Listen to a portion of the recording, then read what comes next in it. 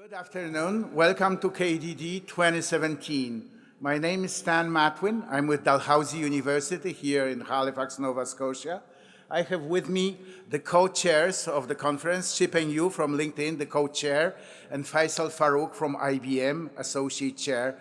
I have to say first and foremost that I'm really grateful to them for all the hard work, commitment, and dedication, and without them, we wouldn't be here.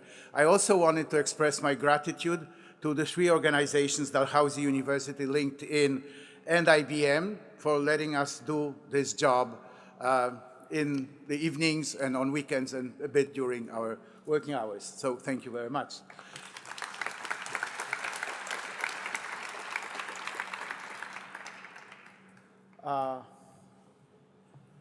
Okay, so, oh, yeah, all right.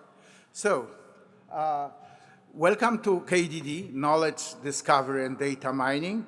This is the 23rd conference in the series, but in fact, it's a homecoming for KDD because KDD #1, the very first, was in Montreal in 1995. So it's back to Canada, and we're very proud of that. Thank you.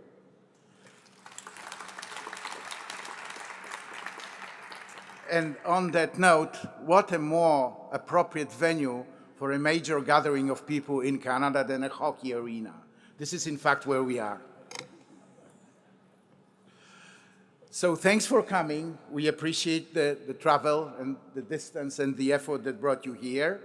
Why did we all come here? Of course, KDD is the attraction. So KDD, I really wanted to sum it up in 4 words: research, applications, networking, and careers.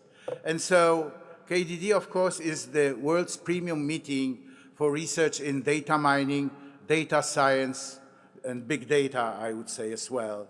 And we present here every year state-of-the-art the results, new ideas, new research directions. We talk about them, we exchange views, and that's how we make the research advance. Of course, we have applications. That's always been a major feature of KDD.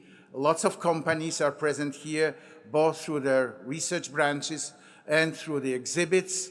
They are major contributor to every aspect of this conference. We're very happy with that. And in fact, I would say that one of the hallmarks of KDD compared to many other meetings and conferences is this intense interaction between research and applications, between science and industry. And I think KDD kind of got it right, and as a community, we can be very proud of that. We're also here, like in every meeting, for networking, for meeting other people, for exchanging views, discussing, making new connections. And we made sure in the program that there's opportunities for that. And last but not least, it's an interesting venue for career development, especially for the folks entering the field who can meet future employers. They can talk about jobs. They can learn where the jobs are, what the pay is, and a little other details of that kind. So there's a lot of conversations around those topics in the room as well, I'm sure. A few numbers, because we are data science people after all, so we have to do what we preach. There's a few records I'm pleased to report as far as this conference goes in its 23rd edition. We have currently, as of 4 p.m., 1,671 registered people from 51 countries. And this is the largest KDD ever outside the US. So this is a nice result for us to report. We have almost $550,000 US in sponsorship from different organizations from all parts of the world, practically. And this, again, as a number, is the second largest contribution to KDD ever and the largest outside the US. So this, of course, helped us enormously putting together a quality program. We had 1,143 submissions. So this is, in fact, a new record. KDD never had as many as that. And one thing that I'm particularly proud of is the fact that we were able to provide record amount of sponsorship for students to travel, to come here, to be in the conference. And I think this is really important because I view it as an investment of our community in its future. And I think this is a trend that we should keep going in the years to come as well. So this is really great, and I'm personally very, very proud of that. So these are a few numbers about the conference. It's truly international, as I said. We have many, many participants. The US, as we've seen on the previous, is number one. Then we have people from China, from Canada, from India, and then from another 47 countries. I think Japan is the fifth here, if we want to have that type of statistics. So it's really a global community coming together. Of course, every conference is not just science and research. We try to make sure that there is some good time for all of us that we, of course, use to network, talk, and meet people, and both meet friends and make new connections.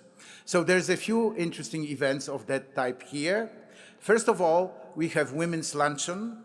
This is Tuesday at 12 in Prince George Hotel next door. This is a ticketed event, and it's currently sold out, so it's full.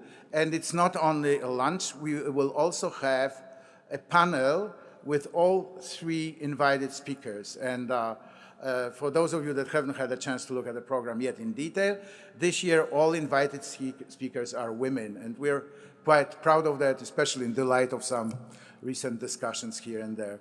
So this is the women's lunch. We have the banquet, which is again on tomorrow at 6:30 in the Cunard Center. That will let you see another historical part of the city. And this is really a networking event. It's structured so that people will have ample opportunity to walk around, talk to others, enjoy food and drink, and there will actually even be Nova Scotia wine there.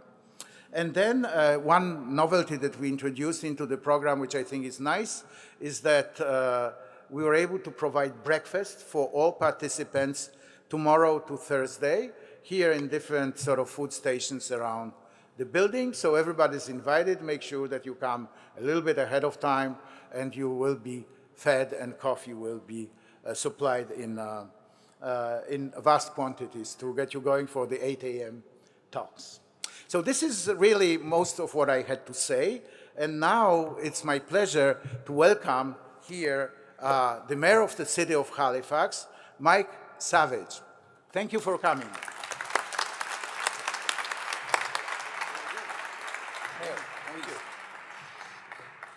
Good afternoon, good evening, everybody. Welcome to Halifax. Bienvenue à Halifax.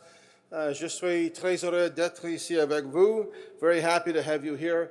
For those of you who are away, I want you to know that this land that we're on is the traditional land of the Mi'kmaq people, who are the First Nations people, the indigenous people of Halifax, and it's important for me to recognize that.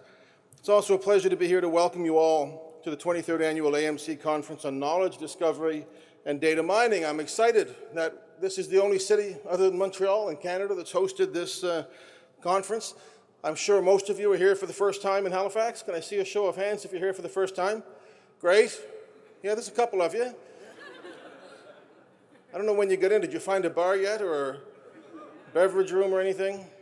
You don't need an app to find one in Halifax. You just go out the door and turn left or right or go straight, and you'll be in good hands. I do extend an especially warm welcome, and I hope that you do take the time to explore and experience some of the great things that we think our city has to offer. Rich history, beautiful natural scenery, and a vibrant arts and culture scene. We're very honored to host this year's event. I want to thank you, sir, for the role that you've played in that, which is recognized as one of the world's premier data science conferences and known for its impressive roster of speakers from all around the world. I've said this before, and I mean this. Our future will be shaped more by what's between our ears than by what we hold in our hands. Here in Nova Scotia, our biggest resource is our talent. In fact, we have the highest number of post-secondary grads in engineering, applied sciences, math, and physical sciences per capita than any other province in Canada, and it's been that way for a decade. We also have 22% more students enrolled per capita in ICT than any other Canadian province. In a world that's in the midst of a global shift towards a knowledge-based economy and having the know-how to use it and sort through the big data, that is what gives businesses and cities an innovative and a competitive edge. Things are happening here. We've become globally recognized as having a culture of innovation, and leading ICT companies are leveraging. Halifax, in fact, was recently named a top 5 Canadian tech hub, and in 2015, we topped the Branham Group's list of the top 25 Canadian up-and-coming ICT startups. It's pretty good. Many of those savvy startups are working in the field of big data, like TopLog, Athletigen, and LeadShift, to name a few. Some big names are realizing Nova Scotia is a great place as well. IBM chose Halifax as its location for Data Analytics Center, not only because of our excellent labor pool and competitive operating costs, but our ability to work with Europe and the North American Pacific Coast. Our first big data academic research facility, the Institute for Big Data Analytics, was opened in 2013 at Dalhousie. Here, Stan and his team are working to create an international hub of excellence in big data research, with particular focus on industries relevant to Nova Scotia: marine biology, fisheries, and shipping. And speaking of marine, I want you to know, if you don't know anything else when you leave here, Halifax is Canada's ocean city, and we're fully embracing the opportunities that that brings. Ocean tech is one of our region's largest advanced technology industries, with high levels of R&D, innovation, skilled talent, and an expert focus. The Ocean Tracking Network, also hosted by DAL, holds more than 53 million animal tracking records, an unparalleled resource that provides insight into the effects of climate change on the world's oceans. And as a city, we're in the process of upgrading our ICT systems to better incorporate the use of big data. There is, as you know, a wealth of information out there waiting to be harnessed, and it will only help us communicate better with residents and for us all to make better policy decisions. Our Open Data Catalog is a service that's part of our ongoing commitment to making municipal information more open, transparent, and accessible. So we've been doing some of the things with data that you allow us to do. As we continue to make use of big data, it will only help us become more accessible to our residents and more productive. So I'm proud of our rapidly growing knowledge industries. I want Halifax more than anything else to be an attractive place for people to live, work, and play. And by encouraging more ICT companies to set up shop here, we'll attract the people we need and the great jobs needed to keep them here. Now, a couple of statistics to take away with you. Halifax is one of the most competitive places in North America to do business. We were 8th out of 111 cities in North America in the last KPMG rankings as a competitive place to do business. But even more than that, you should know this. According to Matador magazine, Halifax was chosen as one of the top 20 cities in the world to party in before you die. So I don't want anybody to die. I don't want anybody to get hurt. Our police are very, very friendly, but I do want you to have some fun while you're here in Halifax. I want to thank the Institute for Big Data Analytics for their work in bringing this year's conference to Halifax. I know they'll be fabulous hosts. I hope you all have a lot of fun while you're here in Halifax. Merci beaucoup. Thank you very much.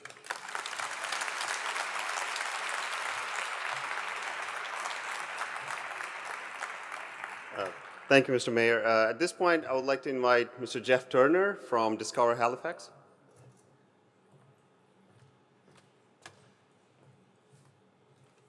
Thank you very much. I'm here representing Discover Halifax and its member organizations, of which the Scotiabank Centre and the World Trade Center are proud members. And to pretty much to echo what our mayor has just said and welcome you all to our great city. But I'm here for another special reason. In addition, I'm here to bestow the Halifax Ambassador Award on several individuals for their efforts and for their proud and tirelessly promoting Halifax as the city to host your conference. First, though, just a brief word about the Ambassador Program. The program is an alliance of people who employ their association, their personal influence, in the achievement of social and economic growth for the city of Halifax through the promotion of Halifax as a premier meeting and convention city. Members of the Ambassador Program, because of their pride in Halifax, as well as Nova Scotia, have invited your conference to meet here. They've used their skills of ingenuity, planning, promotion, as well as given much of their personal time to first of all see that the conference was hosted here in Halifax, and as well as while you're here, you have a very successful conference and certainly have a great time while visiting with us. In other words, they're champions, people who work with groups to make this all happen, and we certainly know with a conference this size, it doesn't just take a couple of people, it takes many, many people. So these two people certainly represent that entire group. So Discover Halifax, our old name was Destination Halifax, believes there are such champions, individuals who fully embody the qualities of a Halifax ambassador. And on that note, I'd like to call Stan Matwin and Evangelos Milos forward to present them with the Discover Halifax Award.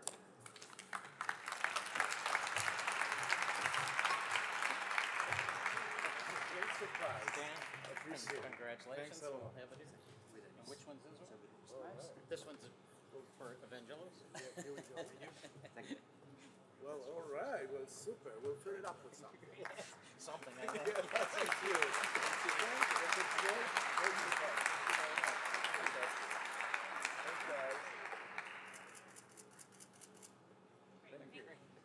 Congratulations. All right, you can go through here. Thank you. That's super.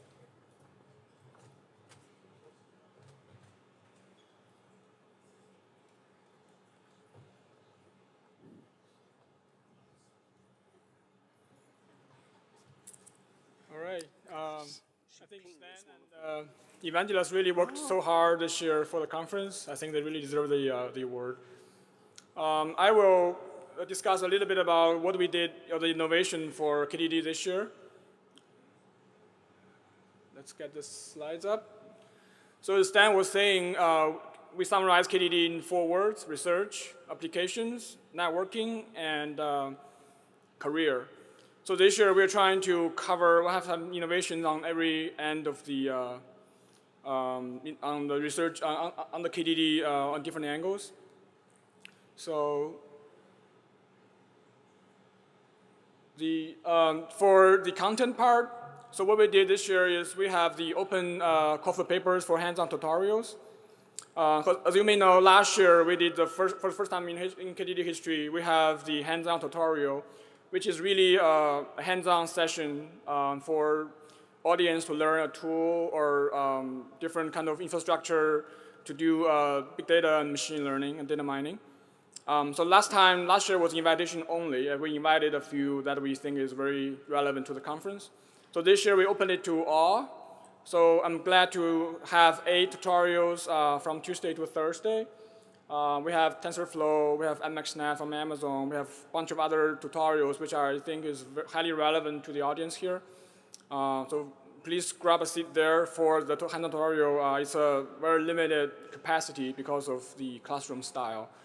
The second thing is this year we are recognizing the best reviewers. I know both on the research track and on the applied data science track, we have reviewers working very hard to give us the best reviews for the paper.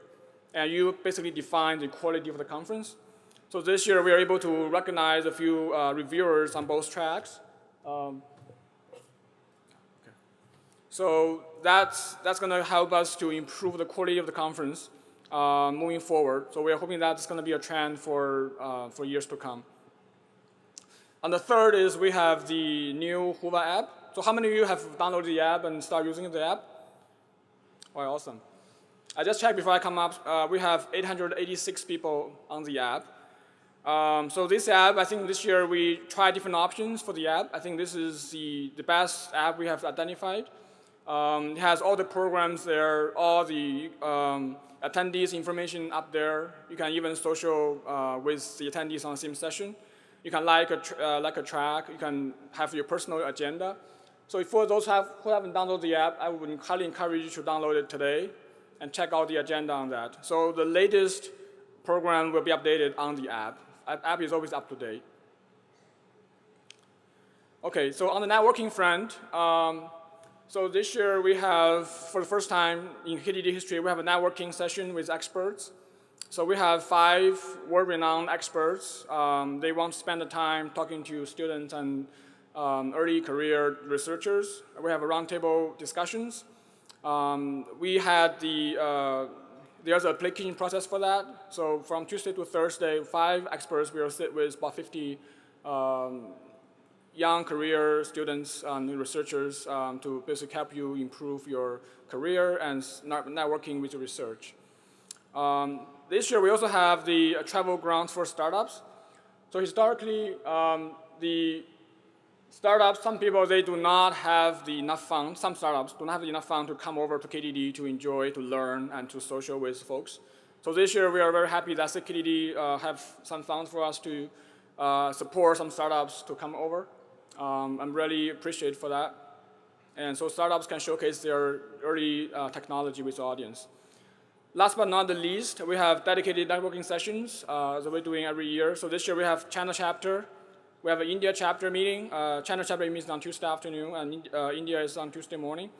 We have a broadened participation data mining workshops, which were for the last 2 days, very successful.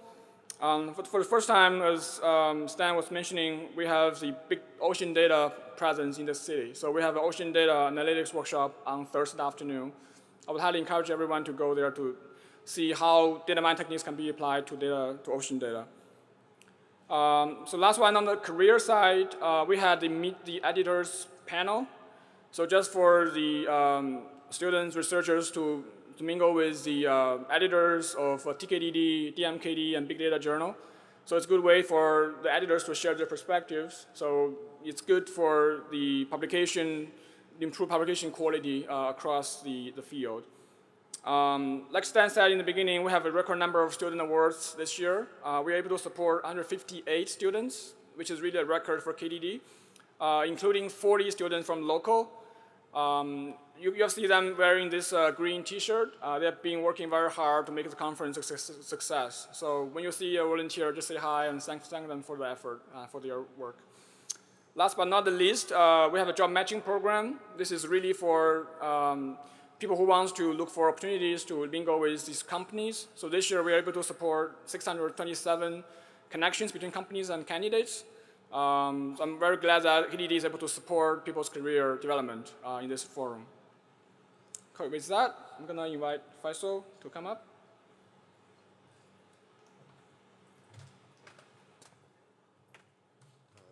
Thank you, Shipang. If you're getting fed up of seeing me here up again and again, get used to it.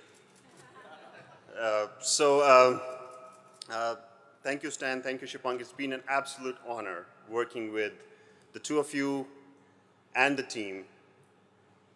At this point, I would like to ask the KDD organizing committee and our friends and partners, the executive events, and the volunteers around, 158 of them, to stand up and make yourselves known. And everyone else to give them a big round of applause.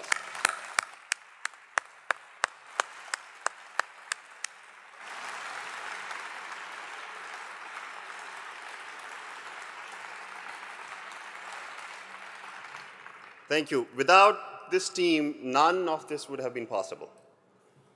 In addition to the organizing committee, the volunteers who are basically the force behind this, much of this has been possible with the help of our sponsors. So I would also like to take a moment to thank all our sponsors, right from our platinum all the way to whoever sponsored an award, a student award, and anything else. A big thank you to all of our sponsors.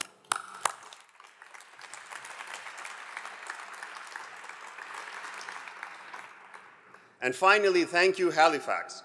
We're very thankful for the World Trade Convention Center and the Scotiabank Center, the venue, to the local hotels and the student dormitory. I know everything is sold out, so they're having a real hard time. But hey, we're KDD, right?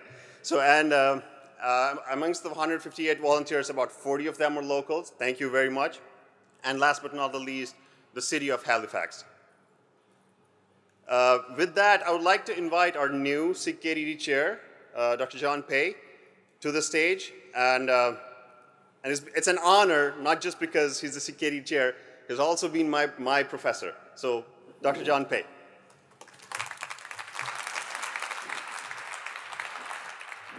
Okay. Yeah. Thank you. So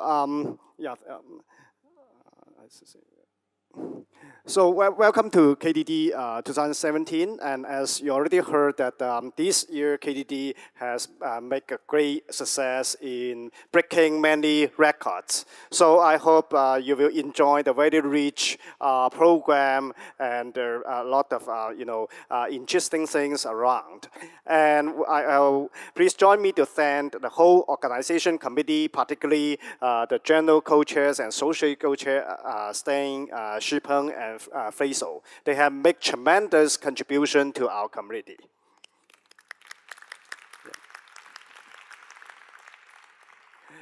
And also, I would like to encourage you to participate in all kinds of activities in the conference. At the end, KDD is your conference. It's the conference of the authors, of the reviewers, of the audience, of all the people in here. So enjoy every piece. So KDD is the ACM Special Interest Group on Knowledge Discovery and Data Mining. And it is the home of data science, data mining, and analytic professionals. The KDD is the premier conference of data science. And it has, its research track is the very best academia forum for publishing the latest results on data mining. And also it has an extremely strong track on applied data science with the very high quality application papers and also very interesting and enjoyable invited talks. So KDD in a nutshell, we bring together the data mining, data science, and analytics communities. And KDD provides the end-to-end solutions to many real application challenges.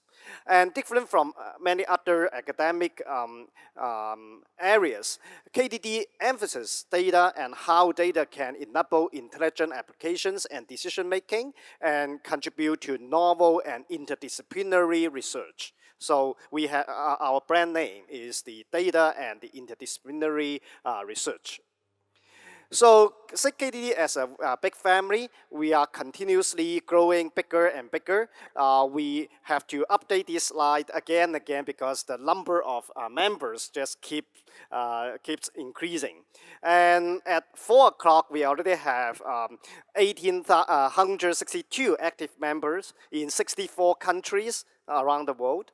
KDD is financially very strong. We have a lot of grants to support the students, startup companies to actively participate in all kinds of activities. And if you are not a KDD member, please join us. So, well, many of you already know from last year KDD, the KDD 2018 conference will be in London on August 19 to 23, 2018. And we will announce the KDD 2019 city in the business lunch on Wednesday. Please do come here. And also the PC chairs will tell you more about the program. Okay. So, thank you.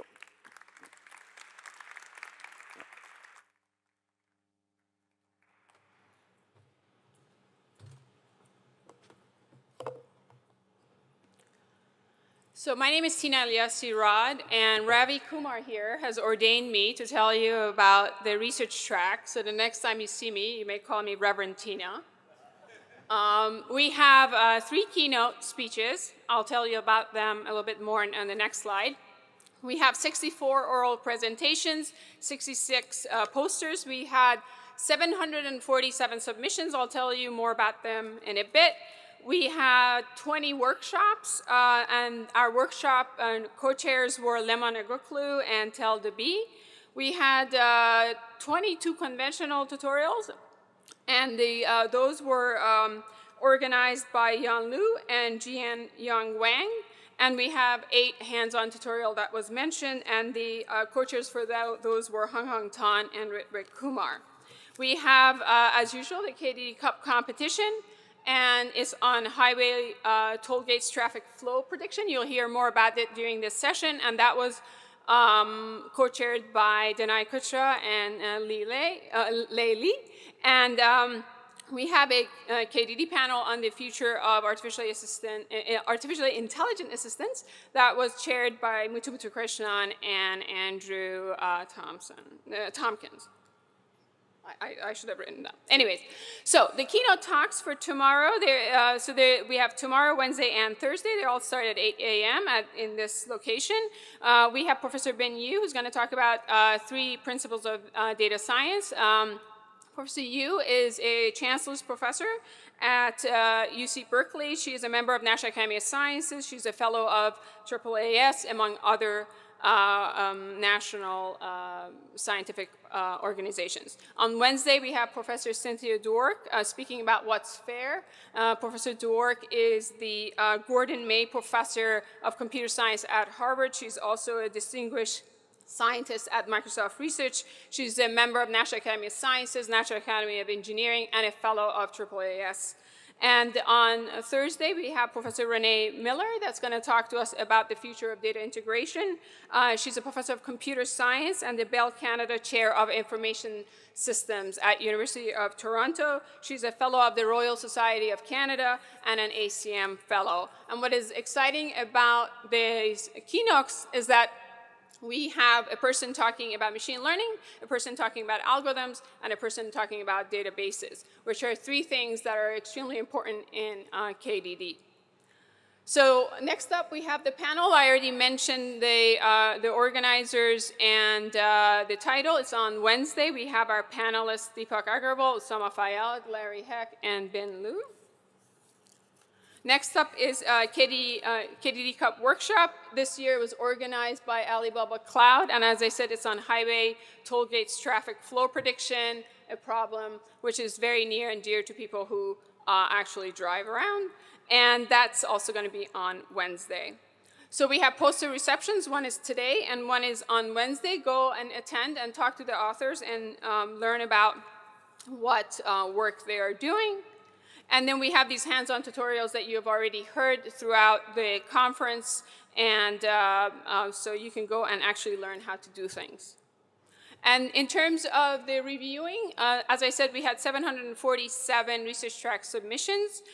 We have 64 oral papers, so this makes it an 8.4% acceptance rate, and in terms of posters, the acceptance rate was 8.8. In terms of the review process, we had an amazing group of senior PC and PC members, and we had greater than 96% of the papers got 4 reviews, so a lot of reviews out there.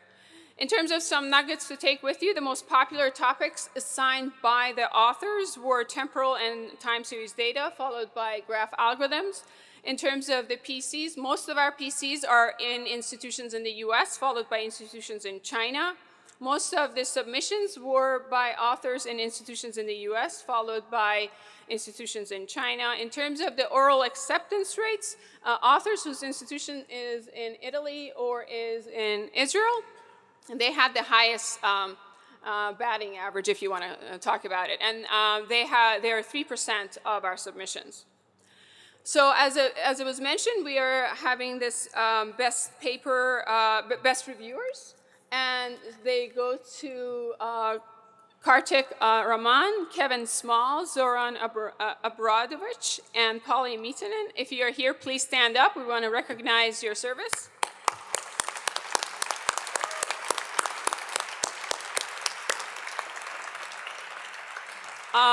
You are going to receive a plaque that has been shipped to you, and the methodology that we used in selecting them was that we asked each senior PC to nominate the best review for each paper and then aggregated them.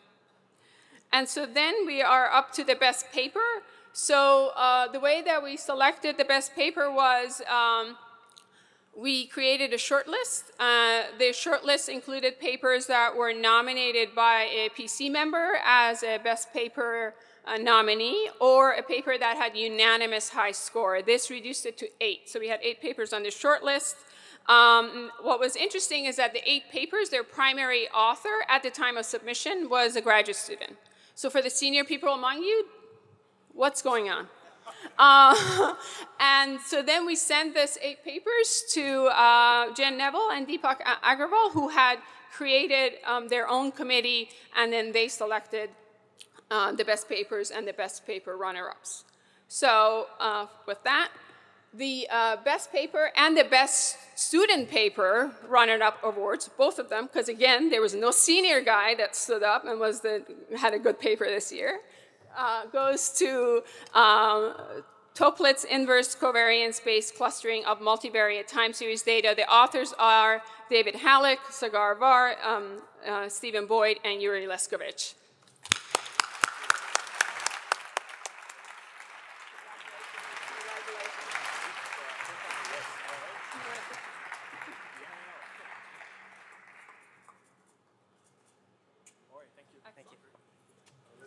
And please attend their session. The session is on Tuesday morning, and the session title is Temporal Analysis. And drum roll, the best paper and the best student paper awards, both of them go to a paper called Accelerating Innovation Through Analogy Mining. It goes to Tom Hope, Joel Chan, Anikit Couture, and Daphna Shahab. Congratulations.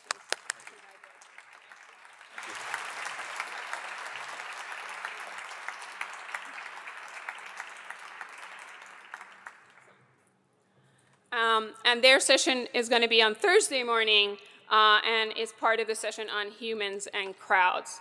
And with that, that's all for the research track. Thank you.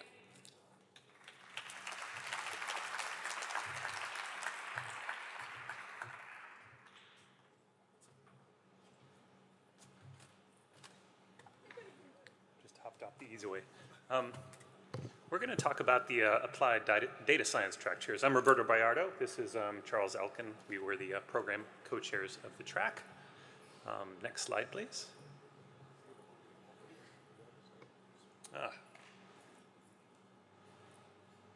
Oops, wrong way. There we go. So I'm going to talk a little bit about the statistics and the way we made our decisions, and then I'm going to hand it off to Charles, who's going to talk about the awards. First of all, I thought what was really impressive this year is the incredible growth we received in papers that were submitted. 390 applied track submissions this year. That's up 18% over last year. And I believe last year saw a pretty significant growth over the year prior to that. So at least personally as a practitioner, I really have enjoyed seeing this applied community blossom within KDD. I think it's a really exciting development.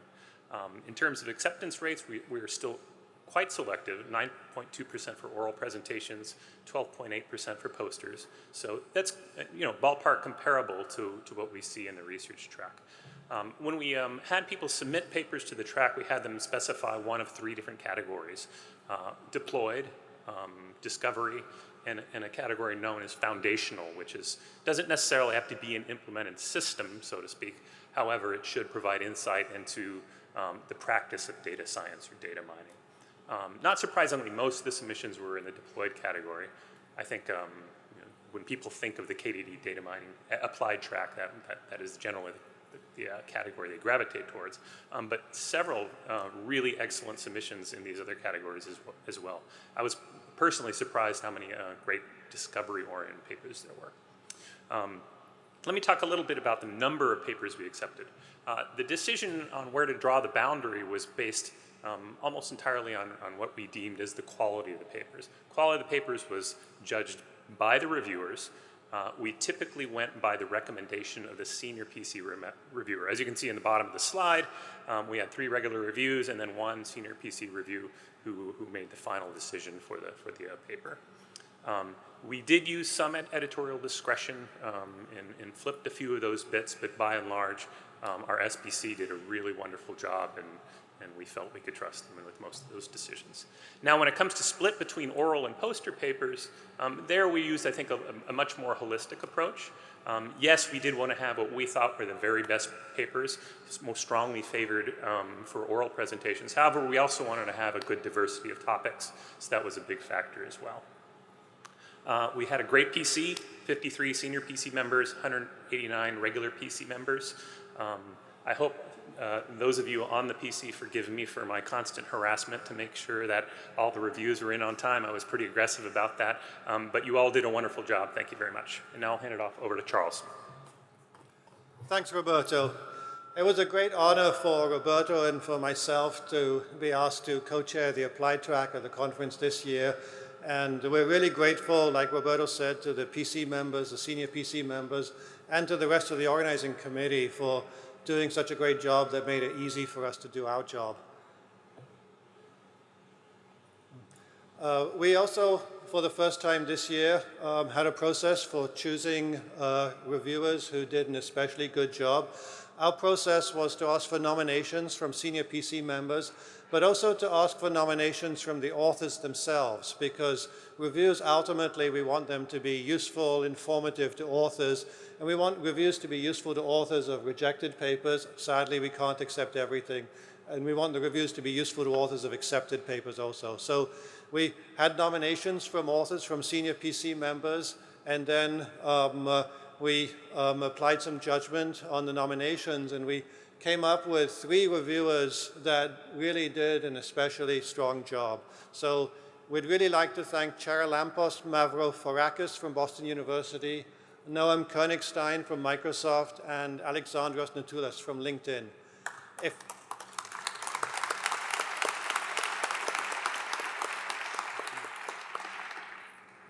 If any of them are here right now, I hope so, then could you stand up to be recognized? Okay. Let's hope that some of them will be at the sessions. And thank you again to all the reviewers. Okay. Maybe I shouldn't have pressed the next slide button so quickly. I should have first said that I'm going to be telling you about the 2 Best Paper Awards in the applied track. And our situation turned out to be similar to the situation in the research track. The papers that are the winners turn out both to have graduate students as first authors. So as for the research track, we've combined the award for best paper, the award for best student paper. And we had some really great papers submitted. You saw from a previous speaker who the committee was that had the arduous task of deciding the absolute 2 winners from 10 or so really excellent nominees. After deliberation, that committee decided to give the runner-up award to a paper, Deep SD, Generating High-Resolution Climate Change Projections Through Single-Image Super Resolution. And since Halifax is the ocean city, it's gratifying that this paper is in the research area of climate science. The authors are Thomas Vandal, Evan Kodra, Sangram Ganguly, Andrew Mikhailis, Ramakrishna Nemani, and Arup Ganguly.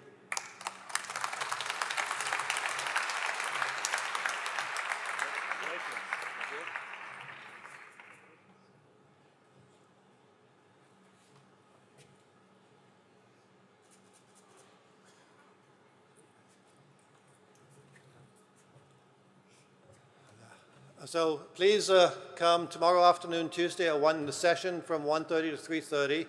This session is called Session on Novel Applications, and the authors of this paper will be presenting it then. And then now, it's my honor, and Roberto and I are very happy to let you know the winner of the Applied Data Science Best Paper for 2017. So the title of the paper is Hindroid, an intelligent Android malware detection system based on structured heterogeneous information network. The authors are Shifu Hu, Yanfang Ye, Yankyu Song, and Meli Abdul Hayoglu. Congratulations. Congratulations.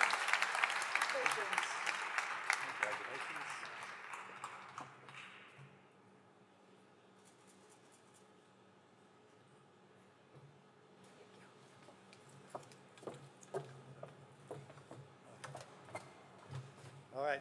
Now we'll hear about the applied invited talks.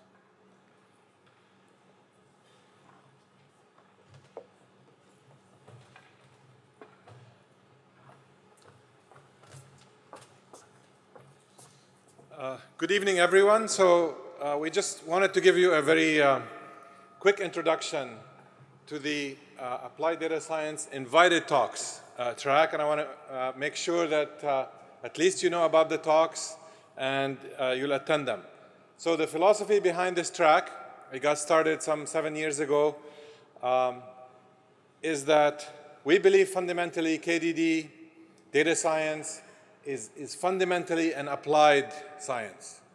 And we recognize that KDD is all about publishing the best papers, the best research. However, we also recognize that putting out real systems that work with high impact is as important as good papers and solid theoretical work.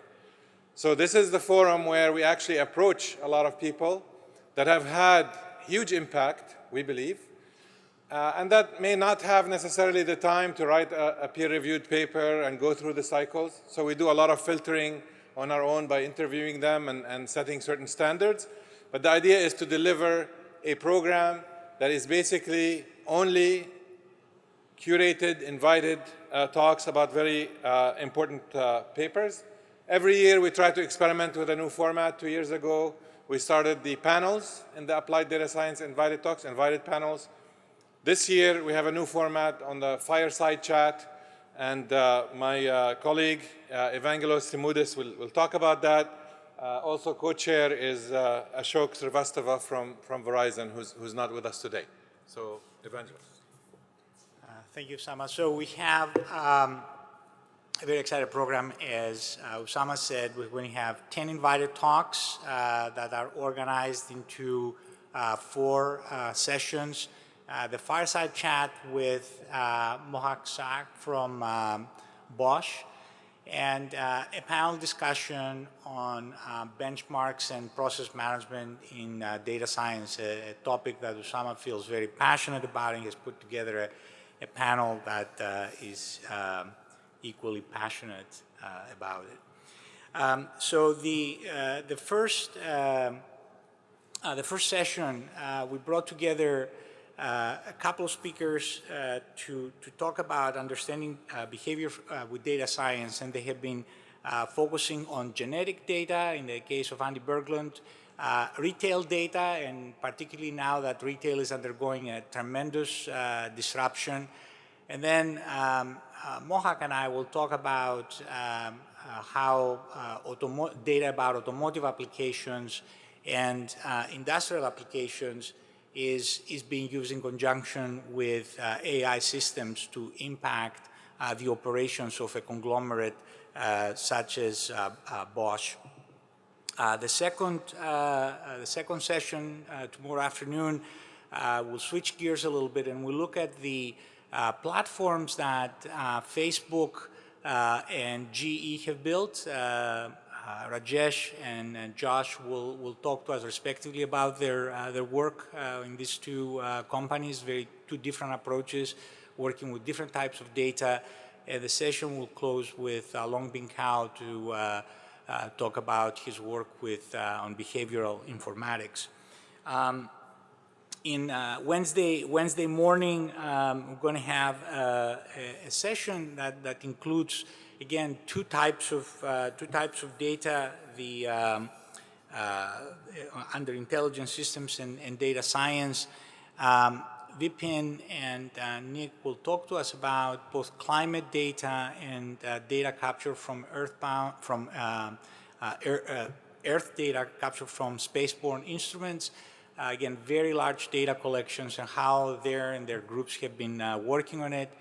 And finally, John will talk about his work that's particularly in robotics, particularly interesting in robotics and autonomous vehicles.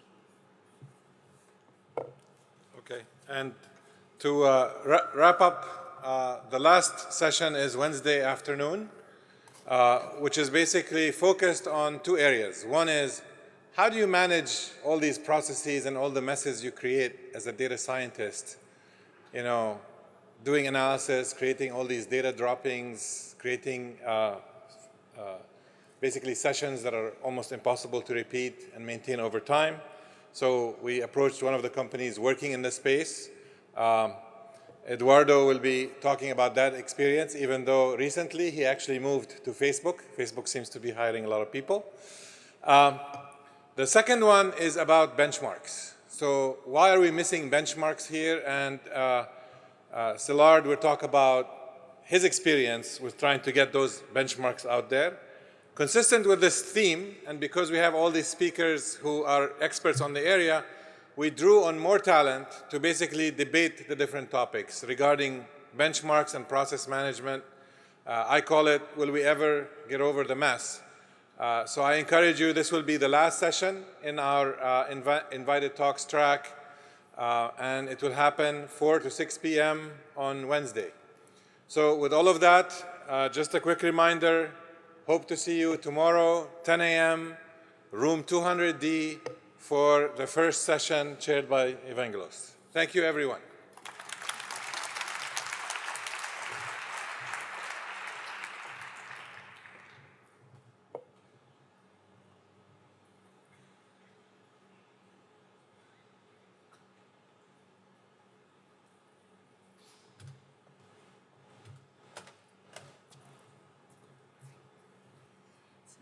Hi, I'm Danai Kutra from University of Michigan, and this is Leili from Toriao AI Lab. So we're here to present a little bit about the backstage of KDD Cup, give you some statistics, and then we'll move on to announce the awards. So what happened is we started quite early this year. We posted the call early in October, and we accepted proposals through early December. And then for about 3 weeks, we had communications with all the proposers to define all the details for the KDD Cup, get clarifications, and check the data, the baselines, and make sure that everything is on track. So then at the end of December, we, among the strong proposals that we accepted, we picked the one proposed by Alibaba Cloud, which was on the timely topic of transportation engineering with the goal of addressing traffic congestion challenges. So there were 2 main tasks in the competition this year. Each task has 3 winners. So the first task has to do with estimating the average travel time between a designated intersection and a toll gate, and the second one had to do with predicting the average traffic flow. The participants were given a bunch of data. There was road network data, historical traffic volume, and also weather data. And they had to use only the data provided by Alibaba Cloud. So following the tradition with giving you numbers about everything, this year the KDD Cup was very successful. We had participants from all over the world, so over 4,600 participants, 3,500 teams, 700 universities, and all of these are from 48 different countries. Now, one of the things that we discussed at length when we were deciding about the organizer for this year was whether we would have diverse solutions. We did not want everyone to get the same answer with one baseline solution. So I think we managed to achieve that. It's more the case in the first task, where you see that the 3 winning solutions are clearly separated from the rest. And in both cases, both in task 1 and task 2, you see that the winner actually has a big gap from the second best solution. So up to this year, the workshop was held today, during the workshops. But this year, we wanted to give all of you the chance to go and learn more about the KDD Cup. So we decided to organize a workshop during the main conference. There will be a session on Wednesday, 1:30 to 5 p.m. There's an exciting program. There will be some invited speakers, experts in transportation engineering, and also presentations from the winners. And in case you cannot make it to that, you get still a chance to learn about the winning solutions by going to the poster session on Wednesday night. Right? So with that, we'll move on to the awards, and Lei will present those. Now the winners for task 1, travel time prediction. The 3rd place goes to Team Warriors. The members include Heng Xingcai, Ren Xingzhong, 瑞欢州、柯洁州、宏远里、科乐徐、志峰高、仁兴中、嘉诚罗、瑶州、明丁、郎里、强里、大理、南江、许城、施文崔、鸿飞叶、嘉文省。Congratulations.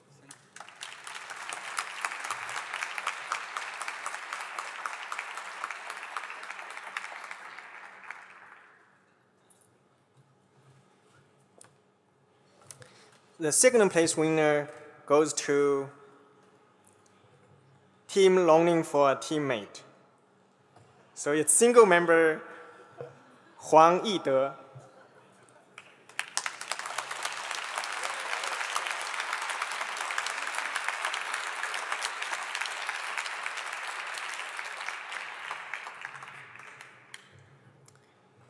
And the winner goes to Team Convolution.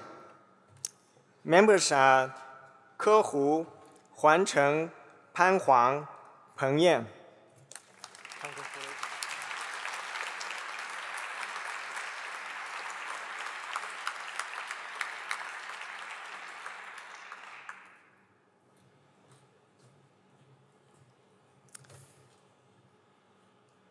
Now, second task. For traffic volume prediction, the third place goes to Team Car Trailblazer. The single member include Sui Qianluo. Congratulations.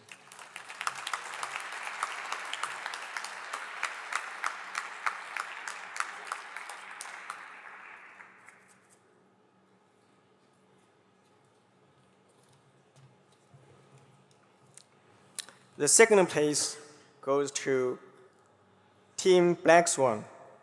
Members are Yi Tiancheng, Jie Zhou, Jie Ling, Hao Ling.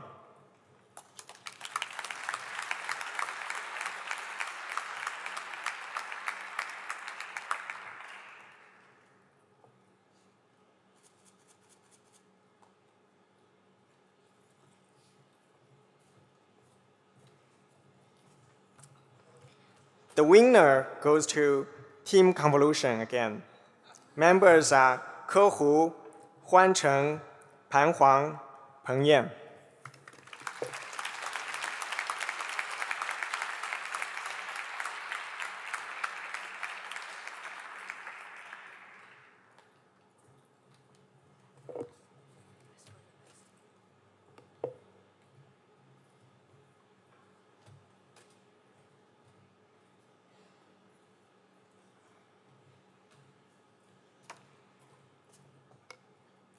Hey, good evening, everybody. My name is Ben Hu from Texas A&M, and I'm co-chairing the Social Networking Forum with Jinrui He from Arizona State University.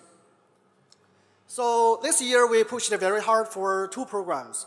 The first one is called, which is new for KDD 2017, which is called Networking with Experts Forum.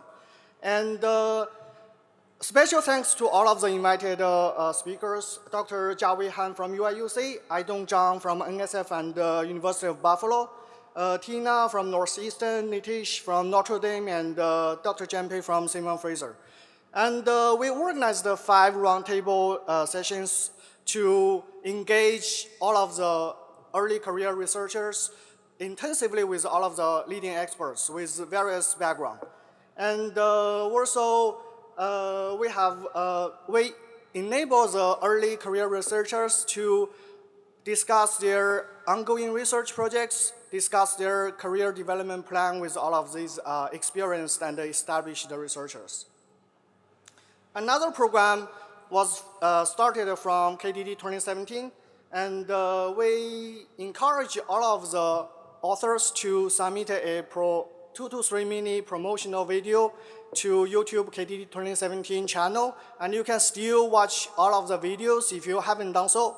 And we run for this AAA award, consisting 2 stages. The first one is the open competition, according to the number of views. And the second round, we recruit a committee to evaluate all of the top-ranked videos according to their content, creativity, and production quality.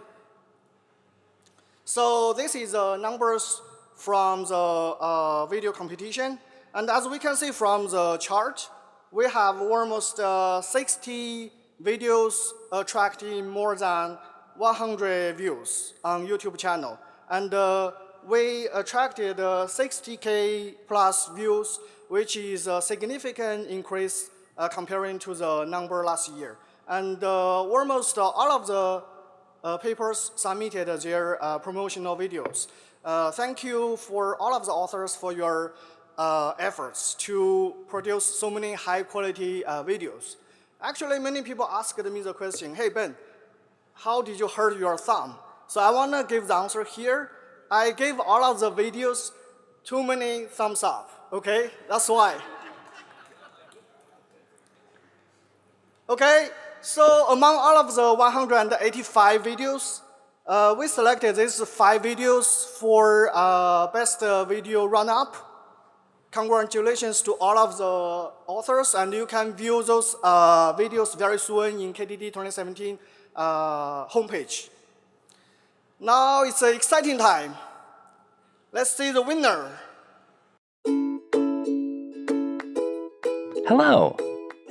Our paper is about multivariate testing, where one seeks to find an optimal combination of actions with as little experimental effort as possible. Let's consider this fellow. He's got a date, and he wants to look his best. But what will he wear? Selecting an outfit is an example of a multivariate optimization problem. He owns 5 pants, 5 pairs of shoes, 5 shirts, and 6 accessories, for a total of 750 possible outfits to choose from. Let's try one at random.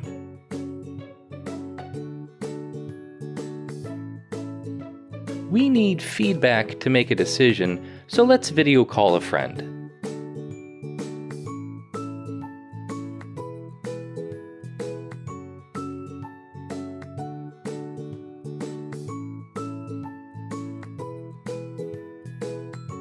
Better try again.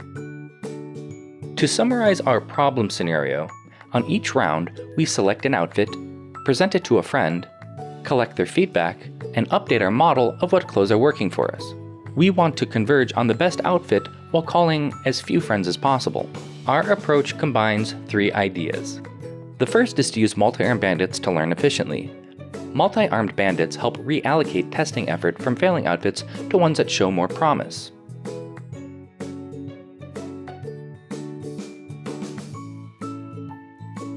We don't need to try that one again. The second idea is to use hill climbing to select outfits efficiently. It's time-consuming to reevaluate each outfit to decide what to show the next friend. However, we can choose much faster by building up the outfit one component at a time. For example, first the shirt and then the accessory. Finally, we explicitly model interactions between items so that we can generalize quickly. Certain clothes just go well together, and we can learn about this every time the clothes are worn together, even if the outfit is slightly different.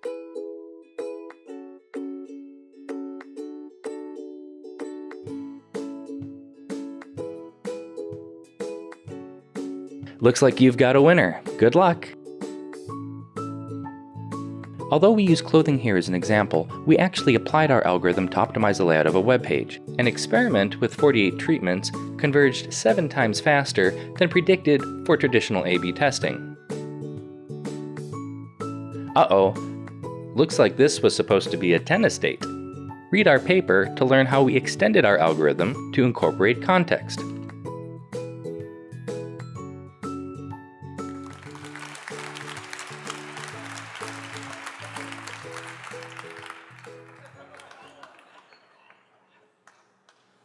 Congratulations to the authors again.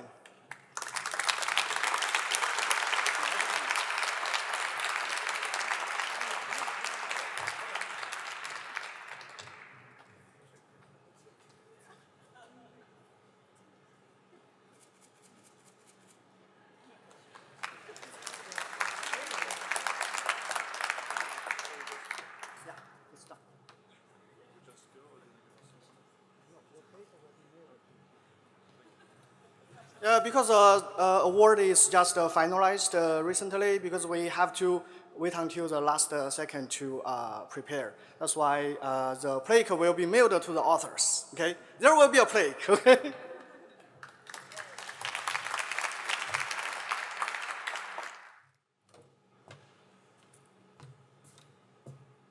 Hello, I'm Tanya Berger-Wolf. I'm the chair, the sole chair of the. Okay, no, that's not. Can I have the slide? Yes. The sole chair of the KDD Doctoral Dissertation Award.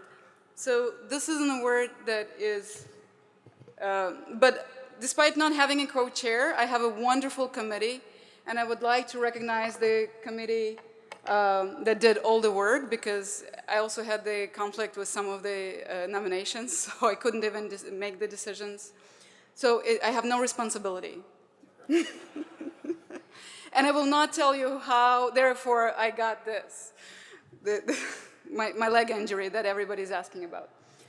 So Doctoral Dissertation Award is a KDD, is the chapter award, and it is the award that recognizes the doctoral dissertation in the area of data mining and data science. It's a very broad area. The nomination has to be submitted by the doctoral advisor of the student. The student, there's a time frame on when the nomination can be submitted, when a dissertation can be nominated. It's once in a lifetime nomination. The process itself is actually not very onerous. The advisor can nominate, and you have to submit the nomination letter, the dissertation award, the dissertation itself, and up to 2 references. Although for all, optional 2 references, although we've received reference letters for all the nominations. This year we received 11 submissions. This is way too self-selective.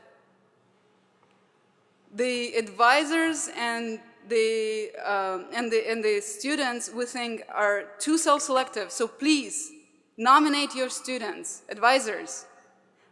You have one chance in their entire life of the student to nominate them. Please do.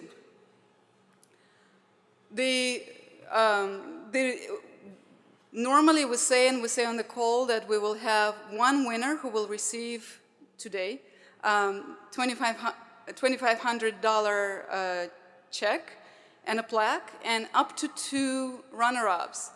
But the nominations, despite being so few, the nominations this year were so strong that we decided to recognize, to have an honorable mention in addition to the 2 runner-ups, because it was a really, I know we say it every time, but this was a really, really tough job selecting the winners and limiting sort of the mentions, the runner-ups and the 2-3. So we decided to go with one more choice and honorable mention.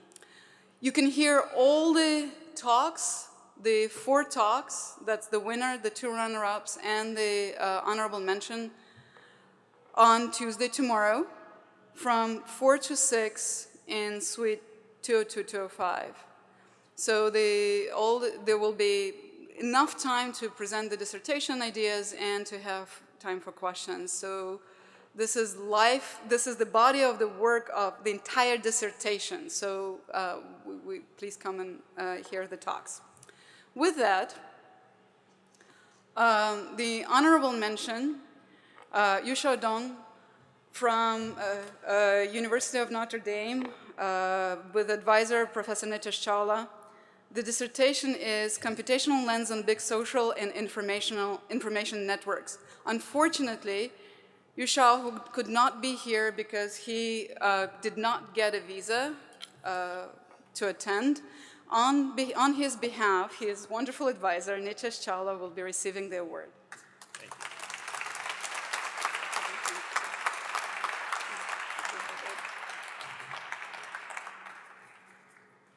Thank you.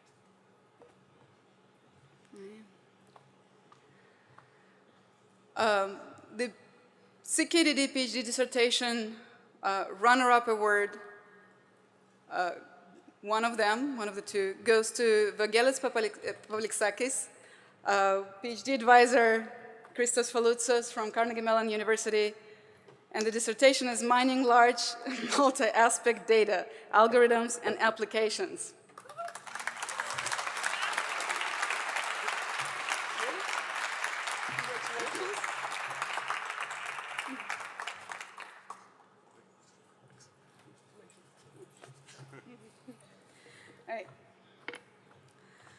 The second runner-up for the KDD PhD Dissertation Award is Alex Butel, also from Carnegie Mellon University, nominated by his advisor Alex Smola, co-advised by Christos Faloutsas, and the dissertation title is User Behavior Modeling with Large-Scale Graph Analysis.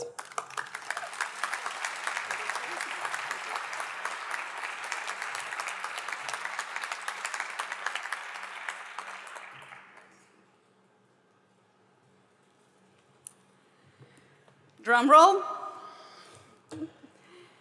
And the winner is of the 2017 KDD Dissertation Award is Brian Pirozzi from Stony Brook University, nominated by his advisor Steven Skina, dissertation title Local Modeling of Attributed Graphs, Algorithms and Applications. Together with the check. Congratulations.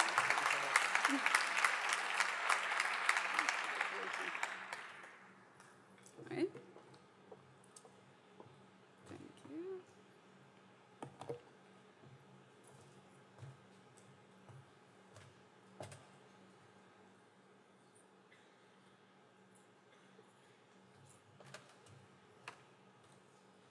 Hi, I'm Chang Yang. I'm the chair of the Test of Time Award. As you know, this award is a very important feature of the KDD conference. It started in 2014, and since then, we had a chance to look back and look at what publications from our conference became sustained and important in impact, and we wish to recognize that. So this year our committee consists of Shipeng Yu, Tina, Elisa Red, Andre Broder, Jiebo Luo, Yan Liu, Wei Wang, Dan Cook, and Claudia Perlik. And the committee looked through a large number of candidates. First of all, the candidates are generated based on 3 batches of publications, one in the year of 2007, another in 2006, and then 2005 and before. And 5 candidates were selected based on the citations and general people's comments, as well as we invited candidates from the general audience. So in the end, we got 17. And then the committee read all the papers and very carefully went through several rounds of approval voting. And eventually was able to come up with a winner. And so we see the winner of this year's KDD Test of Time Award is Torsten Jorkum, and the title of the paper is Training Linear SVMs in Linear Time. The paper was published in KDD 2006. Now, it so happened, I should especially mention, that this was also the best paper of that year. Congratulations.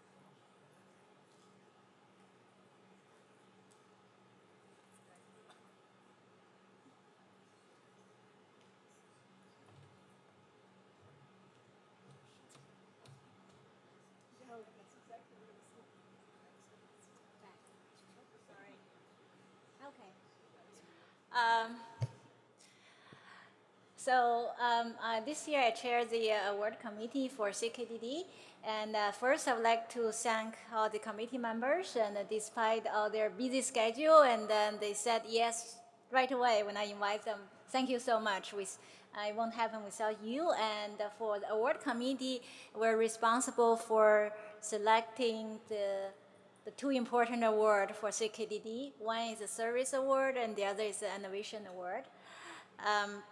This year we received many nominations, and also for every year, actually, for the candidates nominated for the past 3 years would also be automatically forwarded to the next year. So basically, every nomination qualify each candidate for 3 years.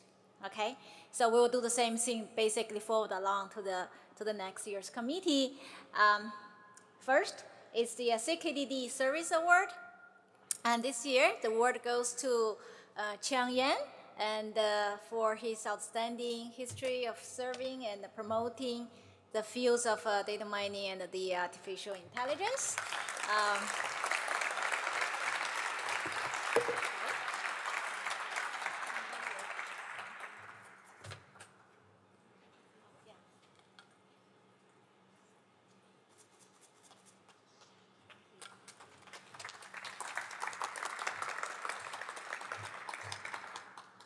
Okay, here we go. And this year, the CKDD Innovation Award goes to Professor Jian Pei, and for his seminal contribution to the foundation of data mining and applications, particularly in Python mining and spatial data mining. And he is a major inventor of several pattern growth methods, including FP growth and prefix span. Congratulations.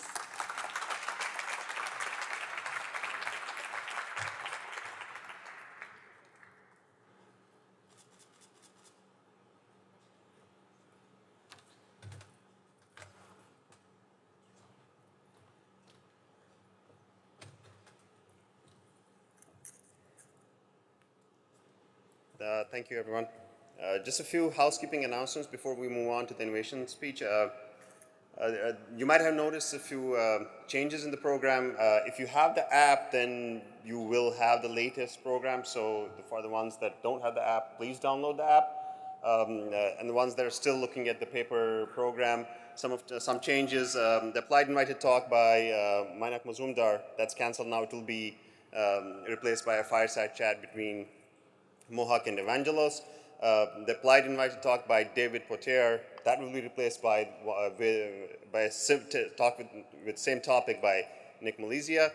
And you'll also notice some inconsistencies in the timing on the cloud-based data mining using Microsoft Azure hands-on tutorial. It is Thursday 9 a.m. and anybody that's looking at the app, of course, they have the most latest. And if there are any other further changes, those will be pushed to the app. So that's number one. Number two, the hotel map, just to find your way around, you can look at the app in the logistics section of the app. For people that have not downloaded the app yet, again, I cannot emphasize it enough, download the app. The code for that is KDDYW. The program at a glance is on the website, KDD 2017/program on our KDD website. The schedules, again, most updated schedules will be on the web, on the app. There is session scanning, so when you will attend a session, please have your badge scanned. There will be a volunteer standing outside the door. That will give us what does that give us? Data, right? That gives us data to plan for next year's conferences. And again, if you go to our website, for every session you attend, you can actually have a per session feedback. So please go to the website after the conference or after you attend a session, whenever you get time, to give us feedback. That actually helps us improve. A lot of the programming changes that we made from 2016 to 2017 were because of a lot of feedback that we received. So please do give us feedback. And the last but not the least, again, Wi-Fi. again, what are the three basic needs? Food, water, and Wi-Fi. So KDD 2017 is and then the password is KDD 2017, right? So again, Tuesday lunch will be grab and go. It will be on all around the venue. It won't be in any seating area. So please, take that, grab it, and eat it with your friends somewhere. Get to the sessions early, especially the hands-on tutorials. And again, Shipeng mentioned that. I cannot emphasize that enough. Hands-on tutorials are first come, first serve. Even if you selected one during registration, that does not guarantee you a spot, right? So these are first come, first serve, limited seating. Get there early, grab a seat, and then that's the only way you're guaranteed that you will attend that. And if you need help, ask one of the volunteers. They are in these beautiful lime green T-shirts with the KDD 2017 written on there. Very helpful volunteers. If you have any questions, please feel free to ask them. With that, again, I have the honor to invite on stage my professor and our security chair, Dr. Jan Pei, for his innovation talk.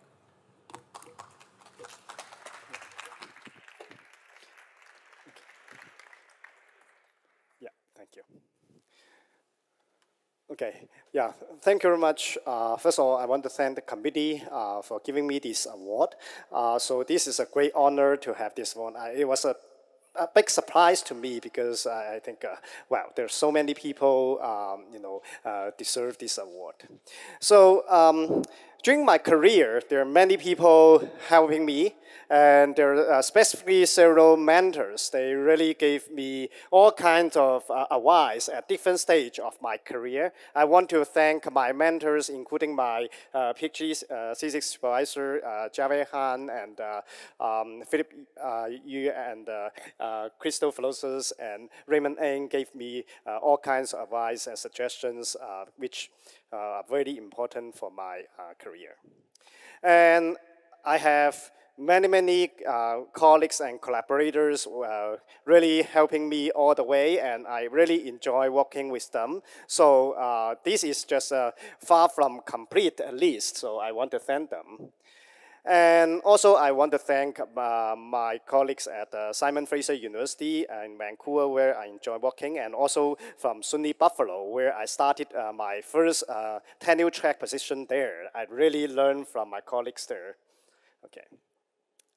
And, well, the most importantly, I want to thank my students, and professors are supposed to talk a lot, and the students are supposed to work on the real things. So thank you for the students. Some of them are here, and then they really, make my life very, inspiring and interesting. Yeah.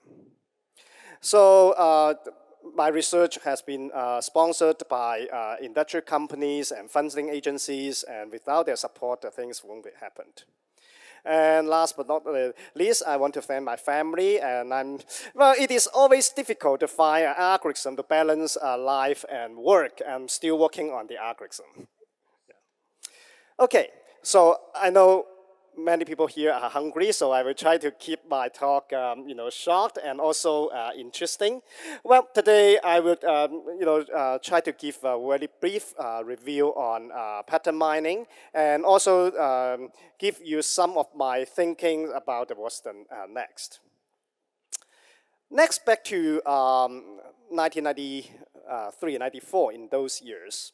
We all know the story of diaper and beer. And that said, well, if we put diaper and beers together during the weekend, people may grab them together because the young daddies will need to, take care of the kids, the babies, and also need the beer to watch the games. Okay, so this indeed is a very interesting and fundamental problem in many applications. Well, to make it simple, easy to understand, we are trying to understand what product combinations that customers are frequently purchasing together. Okay. In other words, frequent patterns are really the combinations frequently appearing in a database. This is a very natural task in exploring data sets. You can see in many applications, we need these kind of operations. For example, we just say, if we want to optimize the store layout, you either want to put the things purchased together in the same location so people can get them, or you want to separate them far away enough so that the people can have to walk through the whole store to increase the chance of buying something else. And also, we may have frequent sequential patterns for web search recommendation. And when people search 1, 2, 3, they may want to look for page 4. And we may have frequent graphs for chemical design or frequent structures in social networks. Okay. And frequent patterns, frequent paths are also used recently and frequently for natural language processing and understanding. Okay. There are much more. So, in terms of frequent pattern mining methods, there are two major types. The first is so-called the candidate generation and test. And this is the famous a priori algorithm invented by quite a few people in the early 1990s. Okay, so what we do is that given a database, transaction database, each transaction contains a set of items. You can think about those are the items people purchase together. And we first produce the lens 1 candidates. That is, we count support of every item in the database. And then all those infrequent items can be pruned, can be thrown away.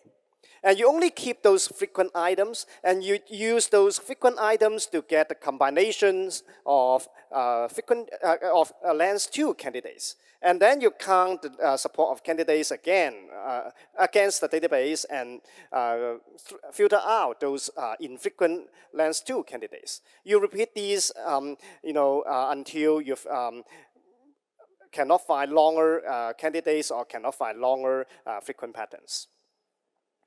Well, a priori is beautiful because it's simple and it can be used on many applications.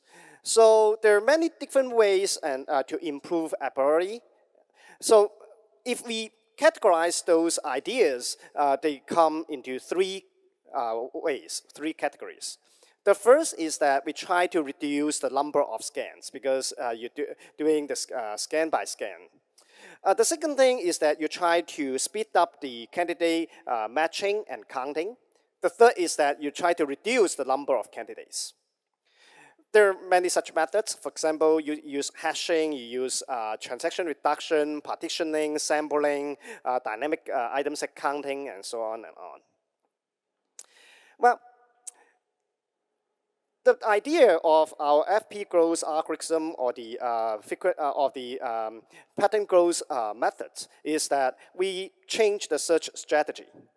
We observe that the major cause indeed is candidate generation and also the matching. So what we want to do is that first we try to avoid candidate generation.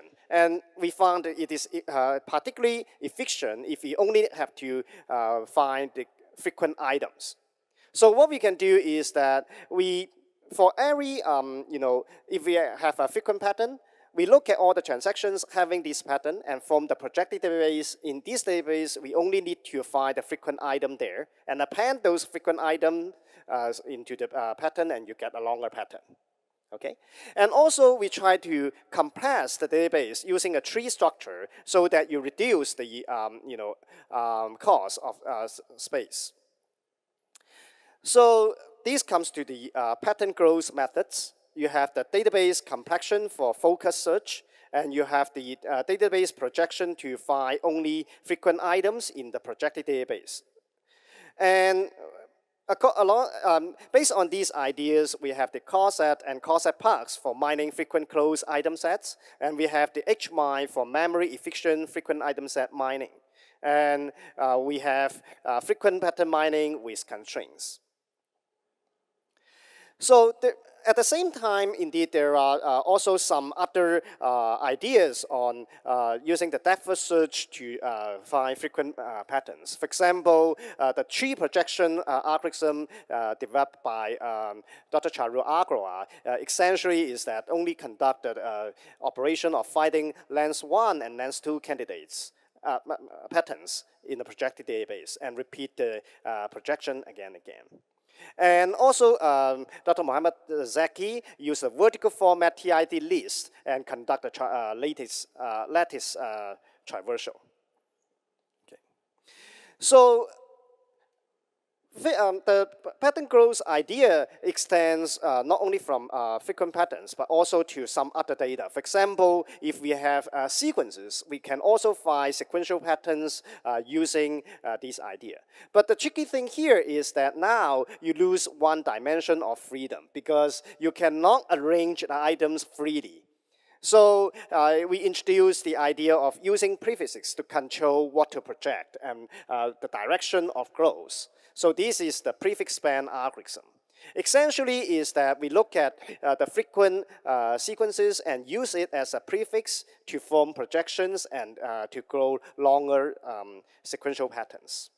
And we do this iteratively in a depth first search manner to guarantee we get all the frequent sequential patterns. And later on, people work on the frequent graph patterns. Here, the critical challenge is that how to enumerate the structural patterns efficiently, because the graph, if you don't have a good representation of graphs, indeed, you don't have a way to avoid the redundancy in enumeration. And also how to form the projected databases efficiently. This is a challenge. Okay, and for graph, indeed, there are two different types of tasks. One task is that you have a large set of graphs, but each graph is not very big. You're trying to find the patterns frequent in this graph collection. Another scenario is that you may have a very large graph, like a social network. You want to find the common structures in such a graph that appear in many different places of the graph. And the latter problem cannot be simply reduced to the first one because you don't know how to cut a graph into smaller pieces and form a database. So different algorithms have to be developed. And also, you may have the cross-click problem where you want to find the items that they are well connected in different graphs, but the way of connection may be different from one graph to the other. So let me give you an example here, is that you can see the essential idea is that we use multiple class association rules to resolve those tricky situations. And later on, Professor Guozhu Dong proposed the emerging patterns. Essential idea is that we can divide the data into two parts. One is class A, one class C, one is not class C.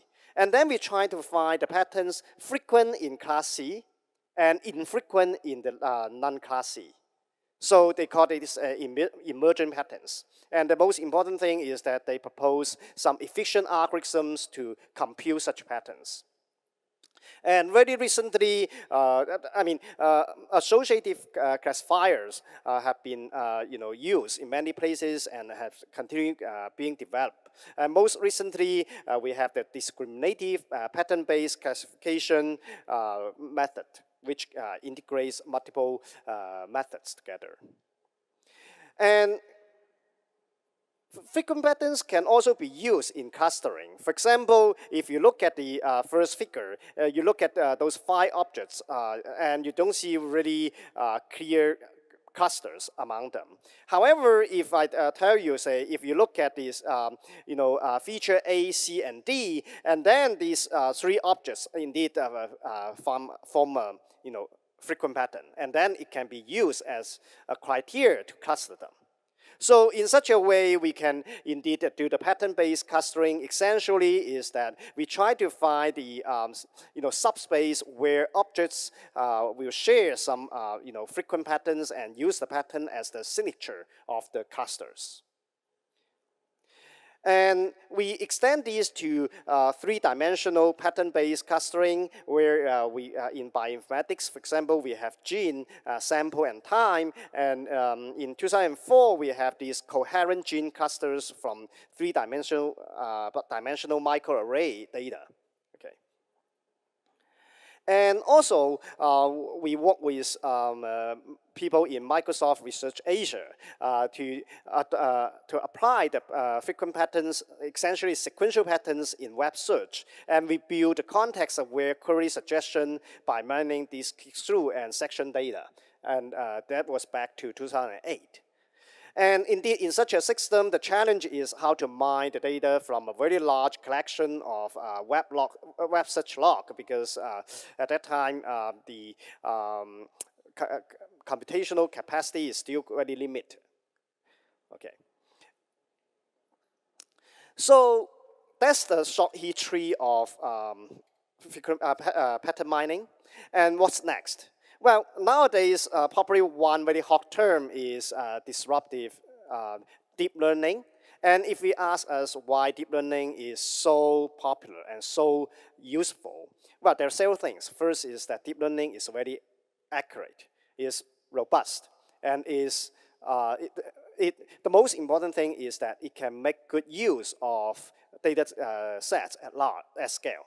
Okay, this means large data sets and high-dimensional data sets. So, but there are still a few challenges remain, even with the deep learning.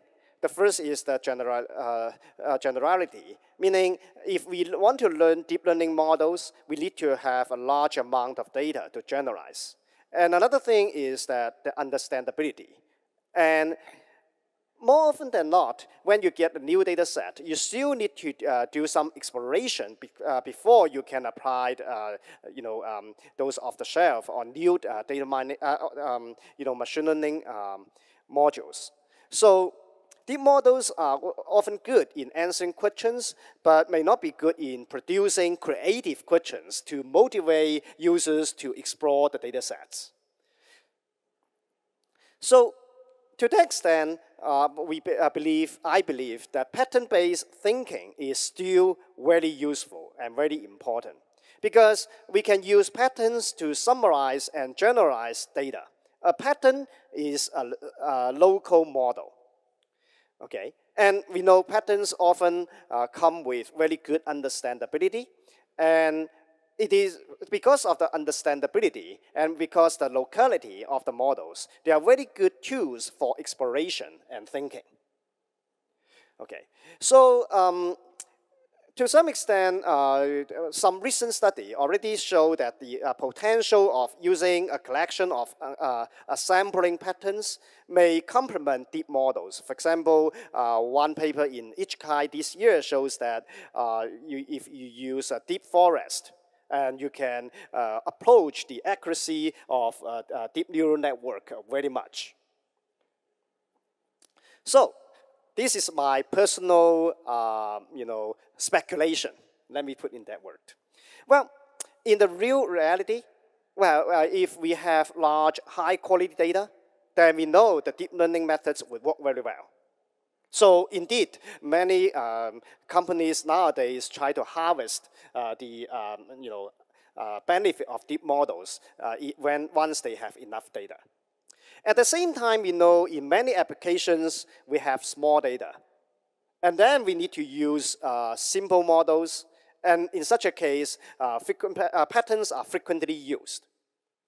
Now, the challenge is that can we build some elastic models to adapt to the data? Because we are facing different kinds of applications, and the application may involve, okay, at the very beginning, you may not have large data available. The data quality may not be good. Then what models can we build? And how can we migrate from a small model to deep model? And in such a case, can we combine the deep model and patterns together, and particularly solve the accuracy and the understandability challenge? That's something I think very interesting. And indeed, we conducted some very preliminary study and shows very interesting potentials here. And the idea here is that let's focus on understandability. And also we want high accuracy. One thing we can do is that we can train a deep model. We can ask the deep model to teach a shallow model so that the shallow model can be as accurate as the deep model. But because of shallow model uses patterns, so the shallow model becomes more and more understandable. So that's the idea here. And essentially is that, well, we try to partition the feature space into those local regions. In each local region, we can use some patterns to approximate the deep learning boundary.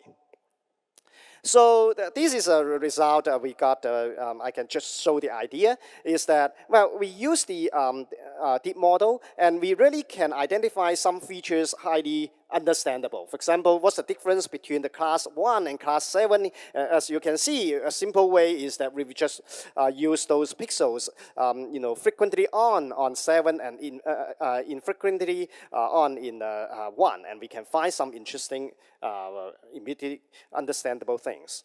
And also, you can, obtain the benefit of higher accuracy than just starting from a simple model like a decision tree.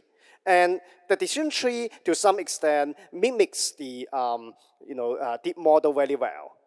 Just think about if you have a deep model and the medical doctor doesn't trust you because a medical doctor wants something understandable. And then you can have a decision tree which just 0.1% less accurate than the deep model, but is much more understandable. Then it can help you to convince the medical doctor, yeah, there's something going on there, try it. And we can also apply these on spam emails, and then indeed we can find the shallow model taught by the deep model can use identify some representative keywords that frequently appear in spam emails. So to conclude, I'm just on time. So to conclude, I think patterns and pattern mining have been proved meaningful and practical. And one very important feature of pattern mining is that patterns are adaptive to data. They provide very strong capability for local models. And pattern mining itself, in addition to many applications, it remains a very powerful tool for exploration, which is central in data science. So if we go through the pattern mining history and also the machine learning history altogether, that remind me the saying by Marshall McLuhan is that the medium is the message. In the long run, whether the medium's content indeed matters less than the media itself in influencing how we think and act. To the end, no matter, we start from pattern mining to the other methods. What we really want is that we want the power tools to understand data and to provide more intelligent services. Okay, thank you.